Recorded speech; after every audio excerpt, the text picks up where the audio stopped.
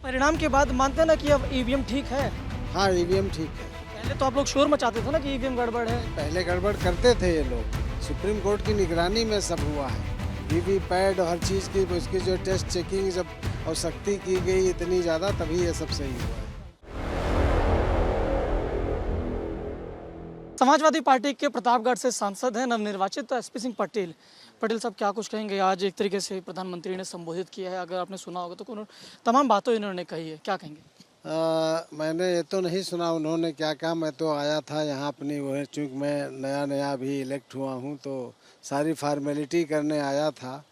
और वही उन्होंने वही अपना सब बोला होगा, झूठ फरेब जो अभी तक करते रहे हैं और देश को, लोगों को गुमराह करके नफरत का बीज बो करके जो ये लोग काम करते हैं वही किया होगा। वो तो ऐसे ही और ये करते रहेंगे। प्रधानमंत्री ने कहा कि अफवाहों पर किसी भी तरीके से ध्यान न दे। अपने जो दल है, सहयोगी दल है, घटक दल है एनडीए, उनको कहा कि किसी भी तरीके से अफवाहों पर ध्यान न दें। अब वो तो कहेंगे, लेकिन अफवाहें वही बनाते हैं, वही फैलाते हैं, तो वो तो कुछ कहेंगे ही। इस पे और क्या कह सकते हैं। एक बात उन्होंने कही, लोग पहले ईवीएम पर निशाना साधते थे, जब रिजल्ट आया शाम तक पूरा क्लियर हो गया तो ईवीएम को एक तरीके से निशाना साधने की जगह सब कुछ शांत हो गया।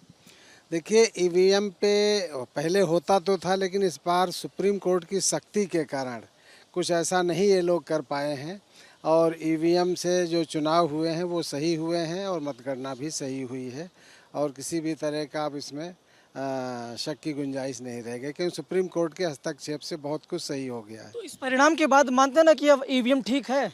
हाँ, ईवीएम ठीक है। तो पहले तो आप लोग शोर मचाते थे ना कि ईवीएम गड़बड़ है। पहले गड़बड़ करते थे ये लोग, सुप्रीम कोर्ट की निगरानी में सब हुआ है।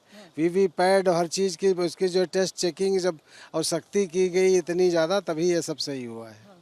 अच्छा, एक और बात कही कि पहले पराजय को लेकर इस तरीके से जो पीएम ने कहा कि पहले ऐसा लग रहा था जिस तरीके जो कांग्रेस या विपक्षी दल है, पराजय के उपहास हम किसी का नहीं कर रहे हैं। नहीं, पर उपहास तो यही लोग उड़ाते हैं और हम लोग कभी भी किसी का उपहास नहीं उड़ाते। हम लोग समाजवादी, समाज के हर तबके के लिए काम करते हैं और किसी का उपहास उड़ाना ये स्वयं का उपहास उड़ाना होता है, ये हम लोग मानते हैं और जानते हैं।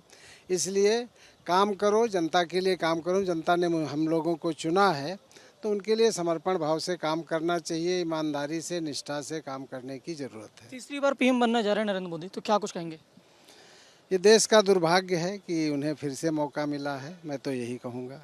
देश का दुर्भाग्य आप बता रहे हैं, लेकिन आप प्रतापगढ़ से, आपकी उम्मीदें होंगी काफ़ी, क्योंकि आप सांसद वहाँ से बन के आ रहे हैं। जी हाँ, बिल्कुल हैं, उम्मीदें हैं। उन पर मैं खरा उतरने का प्रयास करूंगा, मेहनत और ईमानदारी से काम करूंगा और जनता की जो भी आकांक्षाएं उन पर मैं काम करूंगा। लेकिन आप दुर्भाग्य बता रहे हो, दुर्भाग्य क्यों है कि प्रधानमंत्री नरेंद्र मोदी तीसरी बार जो प्रधानमंत्री बन रहे हैं? देश को हर तरफ से आप ये देखिए, बेरोजगारी चरम पे है, भ्रष्टाचार चरम पे हुआ है।